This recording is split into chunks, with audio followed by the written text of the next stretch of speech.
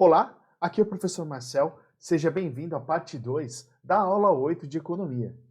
Na parte 1, nós investigamos os conceitos relacionados à macroeconomia e índices econômicos e entendemos um pouco sobre os mercados dentro da estrutura de macroeconomia.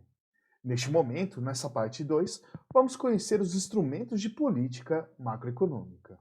Bom, os instrumentos de política macroeconômica são a atuação do governo sobre a capacidade produtiva, produção agregada e despesas planejadas, a demanda agregada. É muito fundamental na implantação de políticas macroeconômicas ter os objetivos de operar a economia a pleno emprego, com baixas taxas de inflação e distribuição justa de renda. Quais são os instrumentos de política macroeconômica? O primeiro instrumento é a política fiscal. Temos também as políticas monetárias, a política cambial e comercial e a política de rendas. O que vem a ser a política fiscal? São os instrumentos de arrecadação de tributos, que é a política tributária, também usada para estimular ou inibir os gastos do setor privado em consumo e em investimentos. Através dos impostos, o governo consegue estimular a economia, inserindo mais capital, mais dinheiro para a população, e aí você fomenta o consumo, né, e, por consequência, o crescimento econômico. Só que toda vez que a gente tem um crescimento econômico, nós também temos a inflação. E aí temos um aumento do índice geral de preços para a população. E aí a gente tem que fazer esse controle. Uma das ferramentas que o governo usa para fazer esse controle é a tal da política fiscal, a implantação de impostos, incentivando ou inibindo esses gastos do setor privado aí em consumos e também em investimentos. Uma outra importante parte da política fiscal é o controle de despesas, que nós chamamos de políticas de gastos. Imagine que o governo quer incentivar o crescimento econômico e a criação de empregos. O que ele pode fazer? Ele pode ter um aumento nos gastos públicos através de obras públicas, e aí, na construção de determinada obra pública, ele vai consumir da indústria, então ele vai comprar cimento, vai alugar máquinas. É uma forma que o governo tem de inserir dinheiro dentro da economia. Também pode atuar com a diminuição da carga tributária. A diminuição da carga tributária faz com que mais dinheiro esteja disponível para gastos. A população tem mais dinheiro, as empresas, as indústrias, elas têm mais dinheiro para fazer o quê? Fazer a compra de insumos, investimento em maquinário, investimento em aumento de produção. E as famílias, por consequência, vão aumentar o seu consumo. Por quê? Porque elas têm mais dinheiro em caixa. Isso faz com que toda a economia cresça como um todo. E aí, há um fomento aí dos empregos e maior crescimento. Porém, com o crescimento, nós temos também o aumento da inflação, que é o índice geral de preços aí de bens e serviços.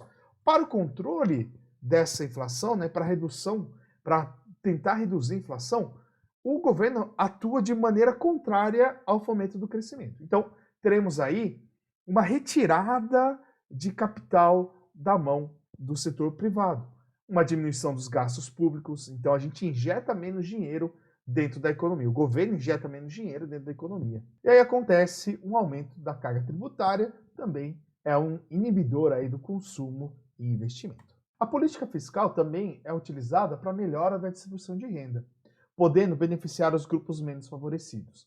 De que forma o governo pode fazer isso? Por exemplo, implantar um imposto progressivo. Imagine um imposto de renda, em que a gente tem várias faixas de rendimento. Você pode aplicar uma carga tributária maior para as faixas com rendimento maior. E para as faixas com rendimento mais baixo, você aplica uma carga tributária mais baixa. Isso é o que nós chamamos de imposto progressivo. Pode também haver os gastos do governo em regiões e setores atrasados. E aí você incentiva aquele setor ou aquela região a crescer. O governo também pode utilizar-se das políticas monetárias. Elas são relacionadas às ações sobre a quantidade de moeda circulando no país, o oferecimento de créditos, né, do montante de dinheiro oferecido para empréstimos, por exemplo, e pode fazer o controle através das taxas de juros. As ferramentas de política monetária podem ser, por exemplo, emissões, né? O Banco Central tem a capacidade de produzir e emitir mais dinheiro, né? Imprimir mais dinheiro. Nós temos ali as reservas compulsórias, que é um percentual que os bancos comerciais precisam deixar depositados junto ao Banco Central. Como política monetária, o Banco Central pode o quê? Aumentar esse percentual de reserva compulsória ou diminuir essa reserva compulsória. Um outro ponto muito importante é o open market.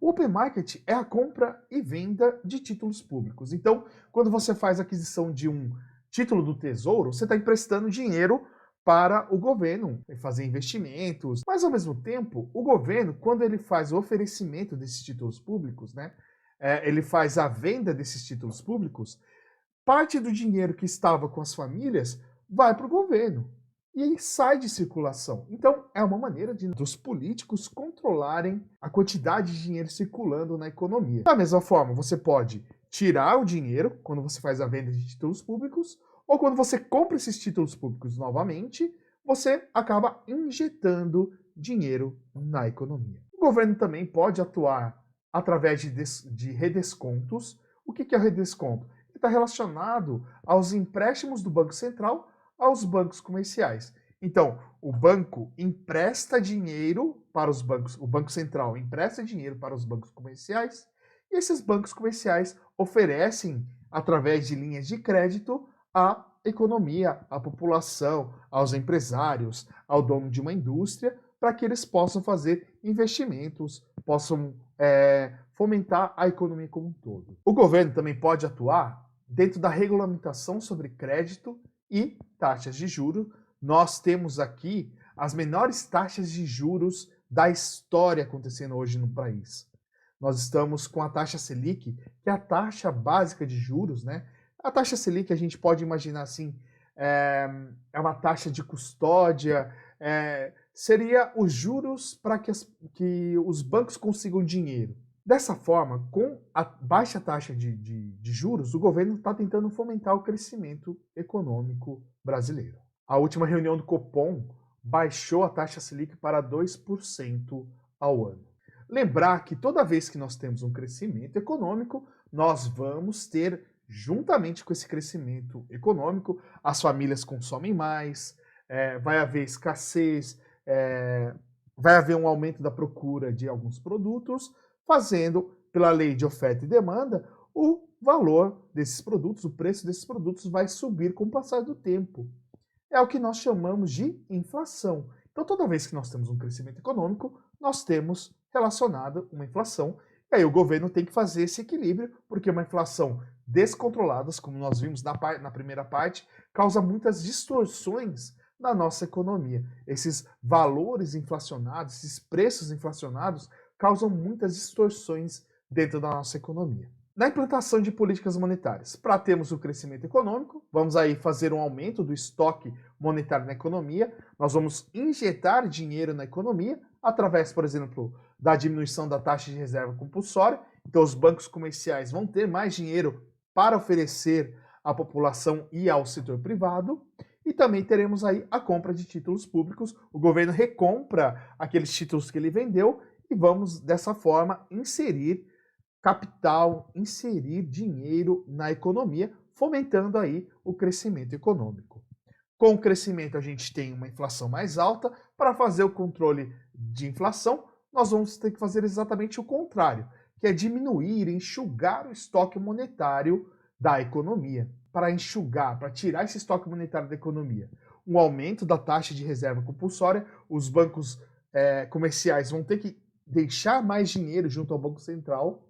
Isso faz com que a oferta de capital, de dinheiro, de moeda ao setor privado diminua, e também vai haver a venda de títulos públicos. Você, como uma família, pode comprar esses títulos públicos do governo, você vai pagar por esses títulos públicos, esse dinheiro sai da sua mão, sai da mão das famílias e vai para o governo, vai aí para o Banco Central. Então é uma forma de retirarmos moeda de circulação. Tanto políticas monetárias como políticas fiscais, elas apresentam as mesmas finalidades e podem sim ser implantadas em conjunto. As políticas fiscais, elas apresentam uma maior eficácia na distribuição de renda. As políticas monetárias são mais difusas e genéricas com relação à distribuição. Porém, elas são mais ágeis, são mais rápidas. Nós podemos verificar efeitos de política monetária de maneira mais rápida do que aquelas implementadas através de políticas fiscais. Por quê? As políticas monetárias, elas dependem unicamente das decisões diretas das autoridades monetárias. O presidente do Banco Central, o ministro da Economia, enquanto que para você mudar uma política fiscal, criar um imposto de incentivo, aumentar ou reduzir determinado imposto, né, ou tributo, é necessário que haja votação no Congresso Nacional. Essa votação demora para acontecer e elas só são implementadas no próximo ano fiscal. É o que nós chamamos de princípio da anterioridade ou anualidade. Nós podemos usar como instrumento políticas cambiais e comerciais, que vão atuar sobre as variáveis relacionadas ao setor externo da economia. Por exemplo, o comércio com mercados exteriores, com outros países. Podemos atuar em cima da política cambial, que é o controle da taxa de câmbio, atuar aí com um câmbio fixo ou um câmbio flutuante, e também aí ter políticas comerciais com incentivos, estímulos ou desestímulos à importação e exportação. Podemos aí auxiliar com barreiras protecionistas aos produtores nacionais. Então, temos aí no comércio mundial 2 grandes produtores de soja, Brasil e Estados Unidos. A gente pode sobretaxar, né, criar uma taxa de importação à soja americana para a proteção, por exemplo, dos produtores de soja nacionais. Isso é uma maneira do quê? De desestimular a importação de soja dos Estados Unidos. Podemos também atuar através de políticas de renda, né, onde há um controle sobre preços e salários.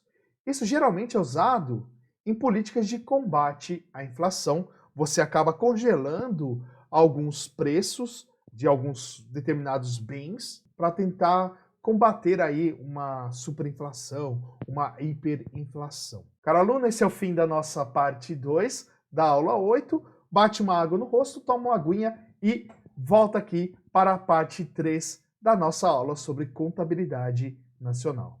Um abraço e até daqui a pouco. Tchau, tchau!